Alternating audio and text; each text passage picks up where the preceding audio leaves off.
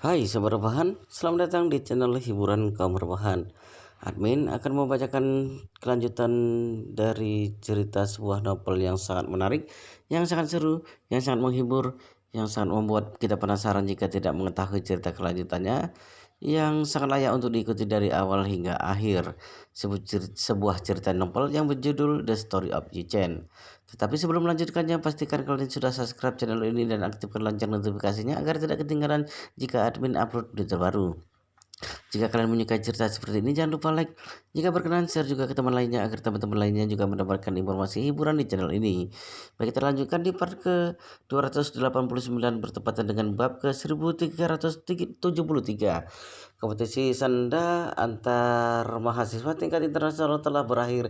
Kinoksu yang sedang mengenakan medali emas langsung melemparkan dirinya ke pelukan Yichen saat berada di ruang istirahat yang ada di belakang panggung. Gadis kecil itu meneteskan air matanya mengalir dengan deras. Alasan dia menangis seperti ini adalah karena dia sangat bahagia dan juga karena dia merasa sangat berterima kasih kepadanya. Sebelum ini, Kinoksu sama sekali tidak pernah membayangkan pada dirinya bisa memenangkan kejuaraan dunia.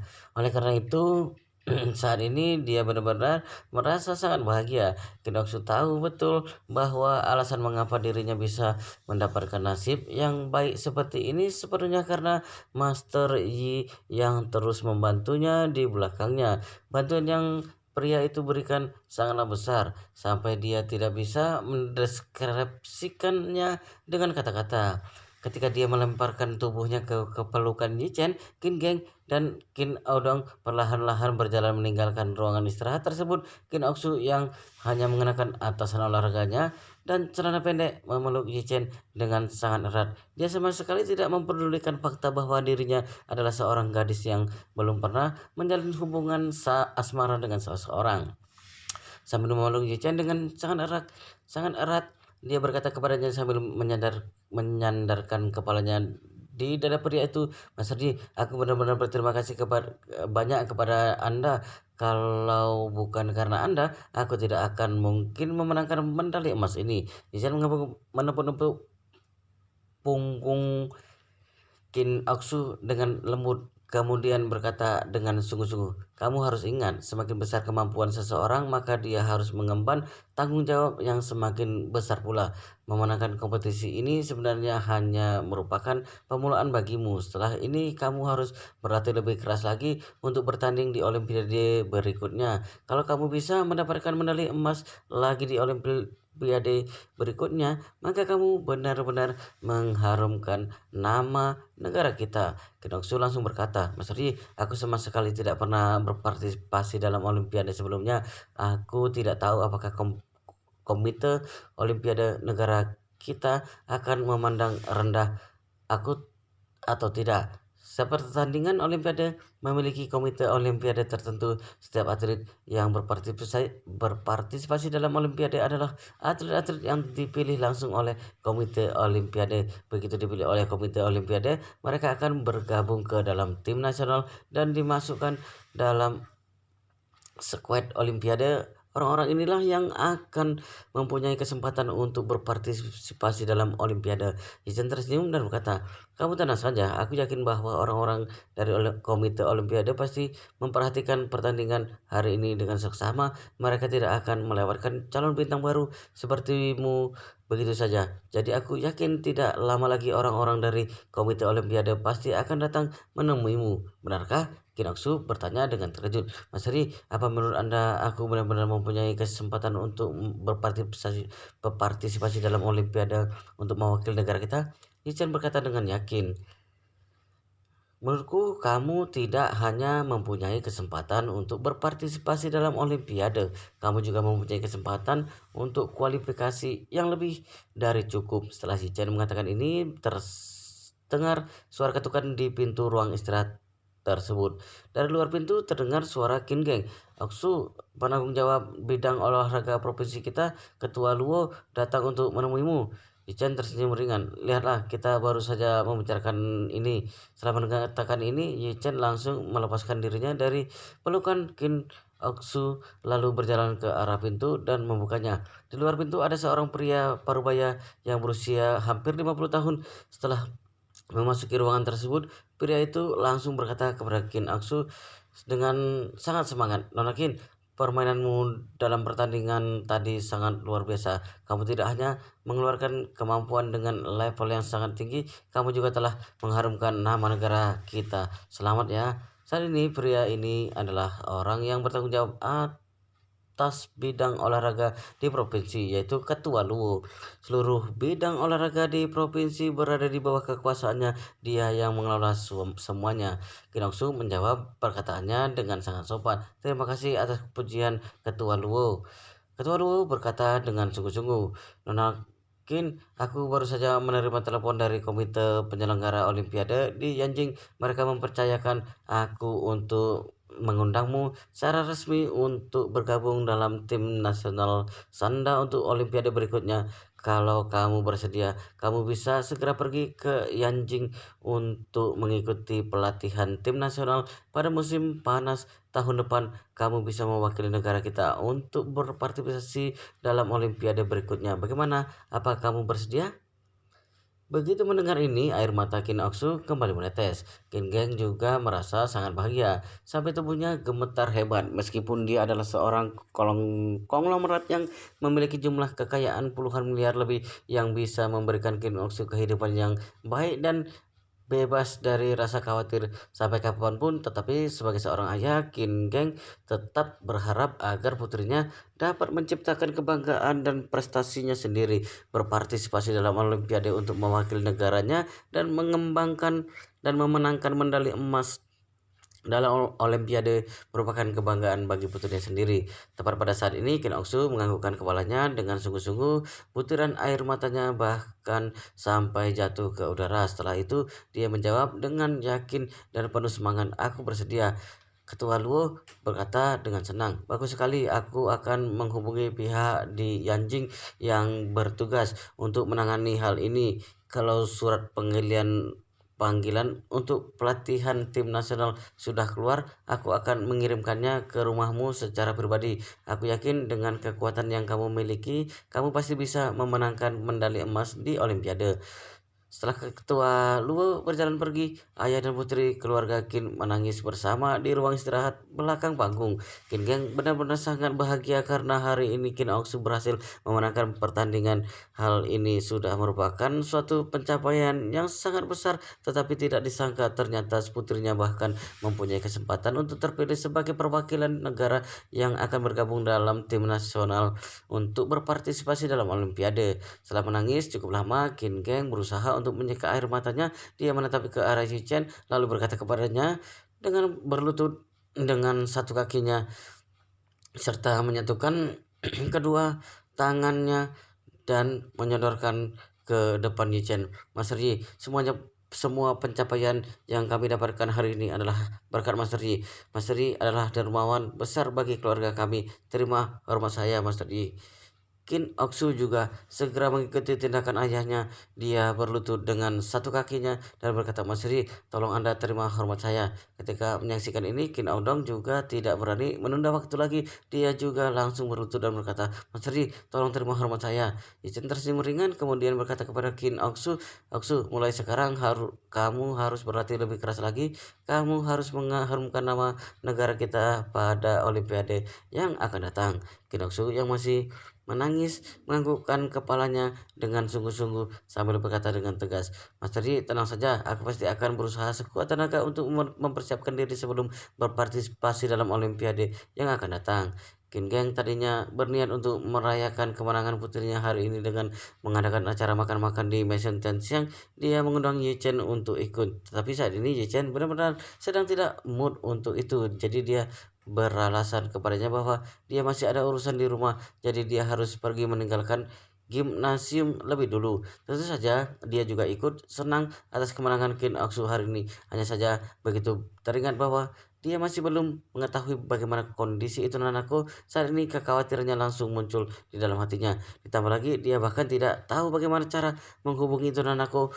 Bahkan kalau dia bisa menghubunginya via telepon saja, hal ini merupakan hal yang sangat berarti baginya. Ichen sama sekali tidak mengerti, padahal dirinya adalah tipikal orang yang sangat tenang dan cuek. Tetapi mengapa dia begitu memperdulikan gadis Jepang itu sampai seperti ini? Tetapi kalau diperhatikan dengan seksama, itu Nanako adalah seorang gadis yang memiliki aura yang berbeda. Aura ini benar-benar menarik perhatiannya. Dia tidak berani mengatakan bahwa dia menyukai gadis itu, tetapi setidaknya dia benar-benar mengaguminya. Kalau dipikir-pikir, itu Nanako saat ini seharusnya sedang berada di pesawat untuk kembali ke Jepang. Oleh karena itu, Yichen hanya bisa berharap bahwa para dokter dari keluarga itu bisa mengerahkan seluruh kemampuannya untuk mereka agar tidak membiarkan nyawa gadis itu berada di dalam bahaya, juga agar tidak meninggalkan efek apapun setelahnya.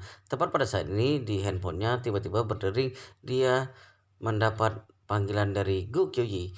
Begitu dia mengangkat panggilan tersebut, Gu Kyoyi yang ada di ujung telepon langsung berkata kepadanya, "Kak Ichen, obat pencernaan Jiusuanmu benar-benar laris terjual di pasaran. Selamat ya, Kak." Hichan tersenyum dan menjawabnya, "Dengan adanya dukungan dari bintang papan atas sepertimu, tentu saja obat itu akan laris terjual." Yuki berkata, "Aku mendengar bahwa banyak sekali apotek di Yanjing yang juga kehabisan stok. Harga yang dipatok oleh para calo adalah berkisar 100 sampai 500 per kotak. Padahal harganya sudah sampai segitu, tetapi obat tersebut masih terjual habis." Richard berkata sambil tersenyum. "Sepertinya pengaruh dari bintang papan yang satu ini benar-benar luar biasa." "Tidak, ini bukan karena aku," Gyokuji berkata dengan sungguh-sungguh. "Ini karena obat kalian. Efek dari obat kalian benar-benar sangat manjur. Untuk barang sebagus ini, meskipun tidak dipromosikan sekalipun, pasti akan tetap dicari oleh orang-orang." Setelah mengatakan ini, Gyokuji bertanya lagi kepadanya dengan nada sedih, "Ngomong-ngomong, kapan Kak Ichen akan datang ke Yanjing? Kondisi ayahku akhir-akhir ini sedikit mengkhawatirkan." Begitu mendengar Gyukyuji mengatakan bahwa soal akhir-akhir ini kondisi ayahnya sedikit mengkhawatirkannya, Yi Chen langsung bertanya kepadanya, apa ada sesuatu yang terjadi kepadanya? Kondisinya bagaimana?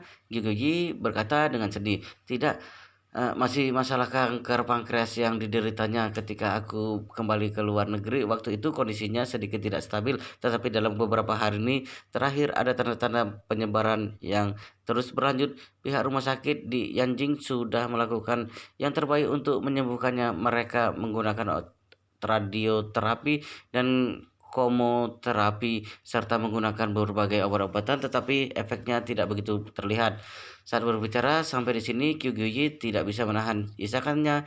Dia berkata lagi dengan suara yang sedikit parau, "Kak Ichen, dokter sudah memintaku untuk mempersiapkan diri untuk kemungkinan yang terburuk. Kalau tidak ada usaha lain yang bisa dilakukan lagi, mungkin ayahku hanya bisa hidup sampai 3 atau 4 bulan ke depan."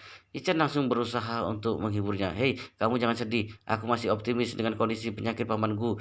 Dia pasti bisa disembuhkan. Tunggu aku ke sana ya. Aku pasti akan mengusahakannya yang terbaik untuk menyembuhkan pamanku." Guguyi bertanya sambil menangis, "Kakak Ichen, kapan kamu datang ke sini?" Ichen berpikir sejenak. Saat ini pertandingan Kinoksu sudah selesai. Satu-satunya yang tersisa adalah masalah Kobayashi Jiro dan Kobayashi Pharmaceutical.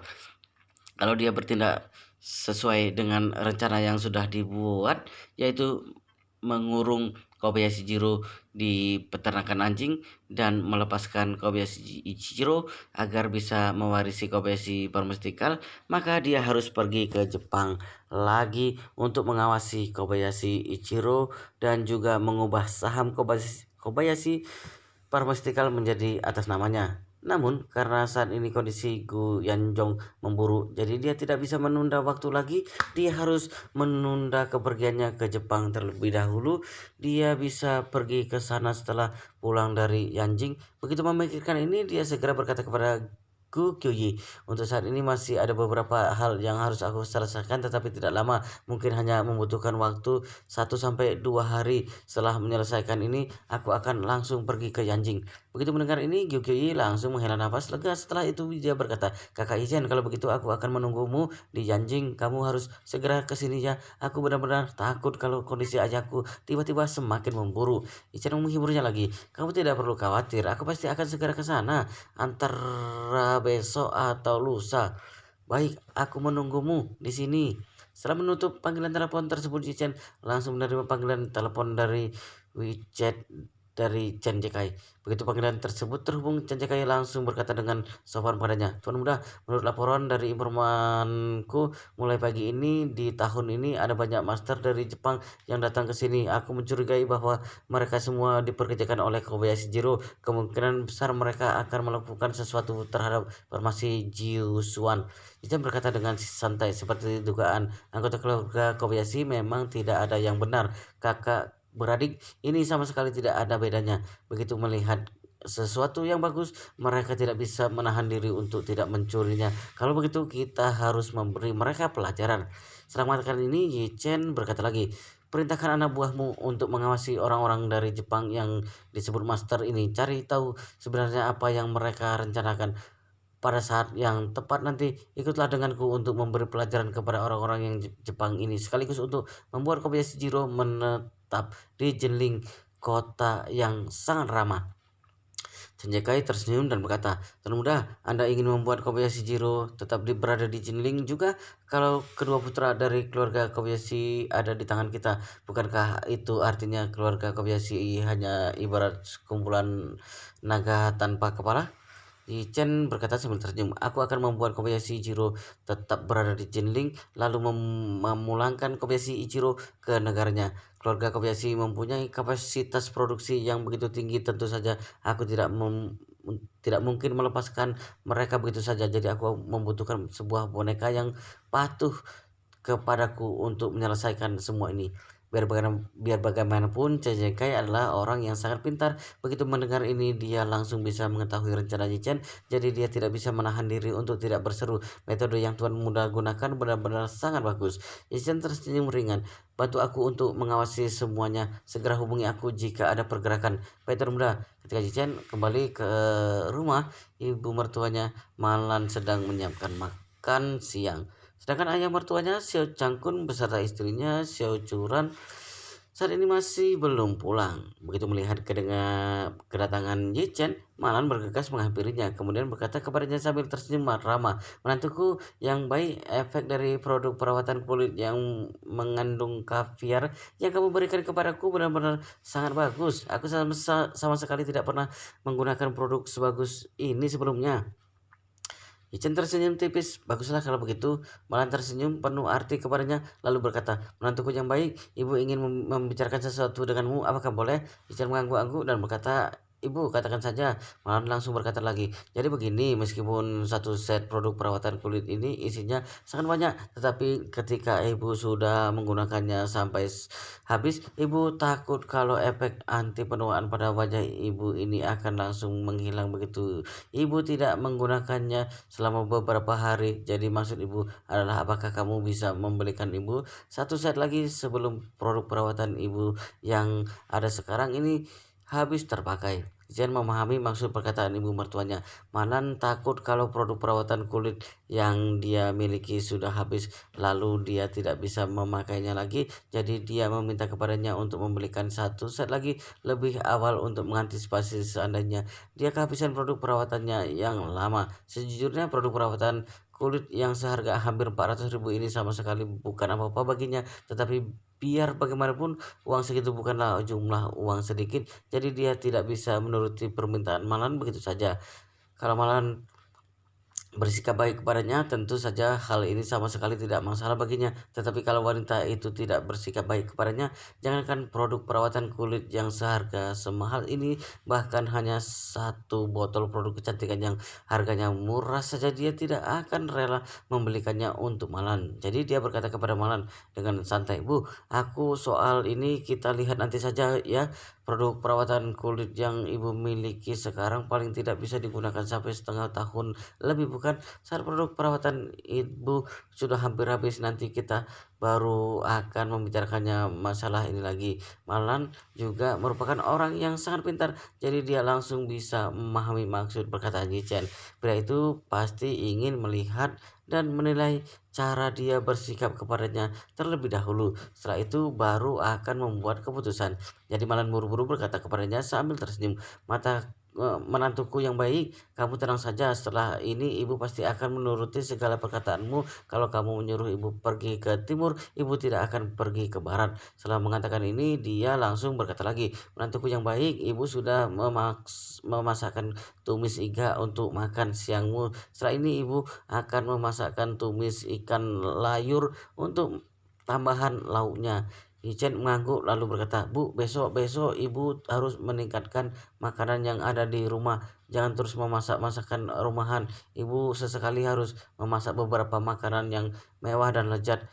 Curan bekerja sangat keras setiap harinya. Ibu harus memberinya makanan yang lezat untuk mengisi tenaganya kembali. Setelah mengatakan ini, sebelum Malan sempat menjawab perkataannya, dia mengeluarkan handphonenya lalu berkata kepadanya dengan santai, aku akan mentransfer 30.000 yuan kepada ibu via WeChat. Mulai sekarang biaya pengeluaran bulanan untuk makan keluarga kita adalah 30.000 yuan. Begitu mendengar bahwa Yichen akan memberinya 30.000 yuan setiap bulannya untuk biaya makan keluarga mereka, malah langsung melompat ke gerangan. 30.000 yuan untuk biaya makan untuk satu keluarga yang hanya beranggotakan 4 orang, mana mungkin bisa habis. Pada saat yang tepat nanti dia akan mengambil uang tersebut sedikit demi sedikit. Mungkin dalam waktu kurang dari sebulan dia bisa mendapatkan 10 sampai 20 ribu yuan. Tanpa diduga tepat pada saat ini Yichen tiba-tiba berkata dengan serius, Bu, uang 30.000 yuan ini adalah biaya untuk makan. Ibu tidak boleh mengambilnya diam-diam. Dalam setiap bulan ibu harus menghabiskan 30.000 yuan ini untuk meningkatkan kualitas makanan di rumah. Tentu saja aku juga tidak akan memperlakukan ibu dengan tidak adil. Setiap bulan aku akan memberi ibu tambahan 10.000 yuan. Anggap saja sebagai biaya untuk kerja keras ibu setiap harinya. Begitu mendengar ini Malan sama sekali tidak merasa kesal kepadanya. Justru sebaliknya, dia merasa sangat senang. Kalau dia mengambil uang secara diam-diam, mungkin Yichen akan mengetahui perbuatannya lalu akan memarahi dirinya habis-habisan. Tetapi kalau dia tidak mengambilnya, dia tidak akan mempunyai uang untuk dia belanjakan. Dengan begitu hidupnya akan terasa sangat membosankan. Tetapi sekarang Yichen memberinya 10.000 yuan setiap bulannya sebagai bayaran atas kerja kerasnya setiap harinya. Ini adalah hal yang bagus untuknya. Namun 10.000 yuan sebenarnya bukanlah jumlah yang besar. Tetapi saat ini dirinya tidak pergi keluar untuk bergaul dengan teman-temannya. Setiap harinya dia harus memakai masker dan kacamata hitam untuk pergi ke supermarket terdekat untuk membeli bahan makanan. Dia benar-benar tidak mempunyai tempat untuk membelanjakan uangnya. Tapi di masa depan nanti setelah kakinya sembuh dan giginya diperbaiki, dia akan kembali bergaul dengan teman-temannya dan pasti akan mengeluarkan uang. Oleh karena itu, uang 10.000 yuan yang dia terima setiap bulannya akan disimpan terlebih dahulu. Begitu memikirkan ini, Malan tidak bisa menahan diri untuk tidak menghela napasnya dan berkata di dalam hatinya, 10.000 yuan untuk 1 bulan benar-benar bukan jumlah yang besar. Selain itu, uang ini dia terima sebagai bayaran atas kerja kerasnya. Sepertinya kalau dia ingin menjalani kehidupan yang nyaman di masa depan nanti, dia harus menyuruh Curan untuk segera melahirkan beberapa orang anak dari Chen. Dengan begitu uang 10.000 yuan yang dia berikan sebagai biaya atas kerja kerasnya pasti akan kurang karena dia juga harus mengurus anak-anaknya, bukan begitu? Chen menempati perkataannya, dia segera mentransfer 40.000 yuan kepada Malan via WeChat-nya. Yichen mudah sekali memberikan uang ini kepadanya. Dia sama sekali tidak keberatan.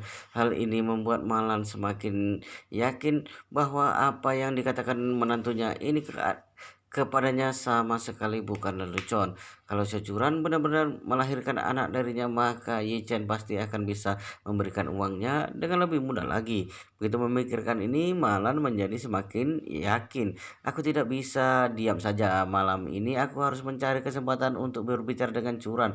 Umurnya sudah tidak muda lagi. Untuk apa dia menunda-nunda untuk punya anak? Semakin cepat dia mempunyai anak, akan semakin baik. Akan lebih baik lagi kalau mereka mempunyai 2 atau 3 anak. Kalau dia baru mempunyai anak pertama pada usia di atas 30 tahun, maka kapan dia akan mempunyai anak kedua, ketiga, atau bahkan keempat?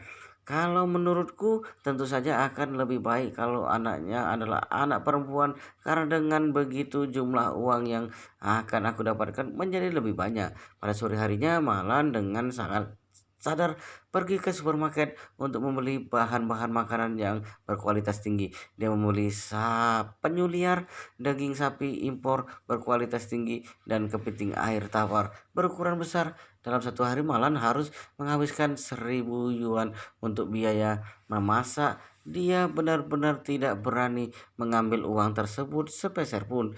Dia tahu untuk sekarang ini dia harus benar-benar berperilaku baik agar Yichen merasa puas kepadanya. Dia tidak boleh sampai kehilangan sesuatu yang besar hanya karena melakukan kesalahan kecil.